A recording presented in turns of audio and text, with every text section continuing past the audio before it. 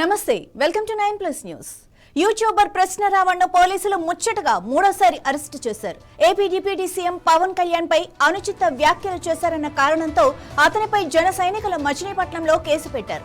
అతన్ని ఒక కేసులో కోర్టు బెయిల్ ఇవ్వగానే పోలీసులు వెంటనే మరో కేసు అంటూ అరెస్టు చేస్తున్నారు. ఈసారి అనకాపల్లి జిల్లా పాయకరావుపేటలో కేసు పెట్టారన్న నెపంతో రావణ్ కు బెయిల్ రాగానే పోలీసులు అరెస్టు చేశారు. రావణ్ ఇంకెన్నిసార్లు అరెస్టు చేస్తారంటూ అతని తరపు లాయర్ జడ శ్రవణ్ ఆగ్రహం వ్యక్తం చేశారు.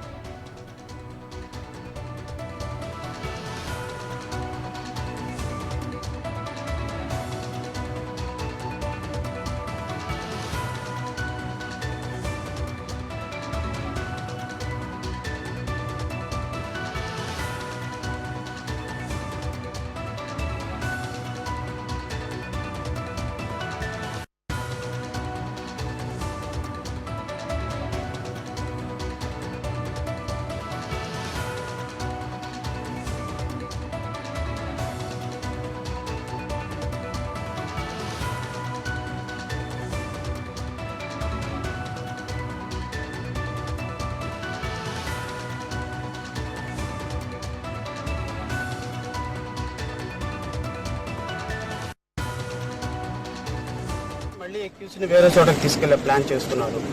Which is undemocratic. ప్రతి సందర్భంలో ఒకే ఇన్సిడెంట్ మీద రిపీటెడ్గా కేసులు కడుతున్నారు. సో స్టేట్కి కూడా కొంత రెస్పాన్సిబిలిటీ ఉండాలి. ఫండమెంటల్ రైట్స్ అనేవి ప్రతి ఒక్కరికి ఉంటాయి. ఆ ఫండమెంటల్ రైట్స్ని గౌరవించకుండా ఇప్పుడు పవన్ కళ్యాణ్ మేము చాలా అద్భుతంగా స్టేషన్ తిప్పుతున్నామని చేశాడో లేదో తెలియదు, తప్పు చేశాడో లేదో తెలియదు. ఆ బెయిల్ రావటం బయట పోలీసులు ఉంటాం, బెయిల్ రావటం బయట పోలీసులు ఉంటాం. బయట పోలీసులు ఉండి ఎక్కడైతే జనసేన ఎమ్మెల్యేలు పోటీలో ఉంటారో, ఎక్కడైతే జనసేనకు పట్టు ఉంటుందో అక్కడికి తీసుకెళ్లి రిమాండ్ పెట్టడం పోలీస్ స్టేషన్ లో. అక్కడ 500-600 మంది కార్యకర్తలు వెంటాడటం, వేటాడటం, కొట్టడం, ఇది మీకు హీరోయిజం గా కనపడుతుంది, మీడియాకి కనపడుతుంది. ఈ హీరోయిజాన్ని సోషల్ మీడియాలో అన్ని చోట్ల ప్రొజెక్ట్ చేసుకొని చాలా గొప్పగా మాట్లాడుతున్నారు. మరి 1924 ప్రాథమికతలు ఏమైపోయినాయి? 1924 ఎలివేషన్స్ ఏమైపోయినాయి? గత ప్రభుత్వంలో ఎలివేషన్స్ ఏమైపోయినాయి?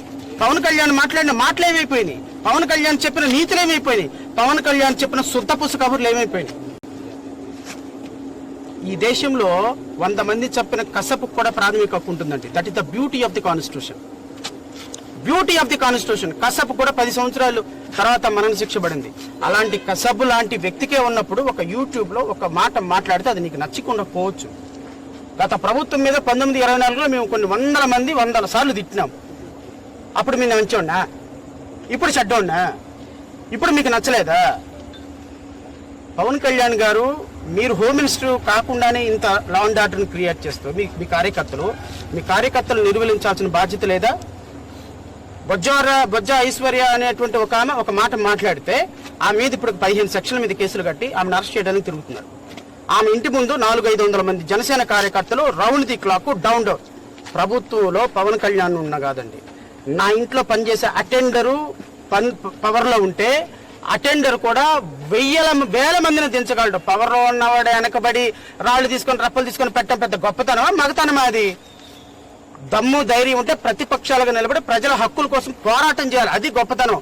పవన్ కళ్యాణ్ డీసీఎం ఎవరైనా వస్తాడు కొట్టడానికి, ఎవరైనా వస్తాడు స్టేషన్ మీద దాడి చేయడానికి, అది పెద్ద గొప్పతనం అనుకుని హీరోయిజం అనుకుని కాళ్ళు రెగరేస్తే ప్రజాస్వామ్యంలో తొక్కి నారదీస్తారు. ఎప్పుడు? 2029లో ఎడదీస్తారు. ఇలా తొక్కి నారదీస్తే తొక్కితే పాతాళంలో 1000 అడుగులు పోతుంది కిందకి. 1000 అడుగులు 151 నుంచి 11కు వచ్చింది. ఎగిరెగిరి పడకూడదు ప్రజాస్వామ్యంలో. ప్రజలు ప్రతిదీ అబ్జర్వ్ చేస్తారు. వచ్చినప్పటికీ కూడా మళ్ళీ అక్యూజ్ని వేరే చోటకి తీసుకెళ్లే ప్లాన్ చేస్తున్నారు.